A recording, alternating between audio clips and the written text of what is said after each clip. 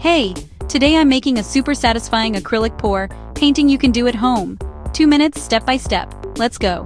What I need: small canvas, acrylic craft paints, pouring medium, a little water, plastic cups, stir sticks, gloves, drop cloth, optional, silicone oil for cells, heat gun, hair dryer on low. First, I prop the canvas on cups and make sure it's level. Paint goes farther than you think. For an 8x10 I mix about 1 cup total of fluid. Mixing time: roughly 1 part paint to 1.5 parts pouring medium in separate cups. Stir until smooth. Add a splash of water. Aim for warm honey or pancake batter flow. Add 2 to 3 drops silicone to selected colors. Gentle stir. Now I layer. Pour colors into a clean cup, down the side so they stack. Light, dark, metallic. Repeat. Don't overmix. Dirty pour. Lift canvas and pour in center, slow and steady.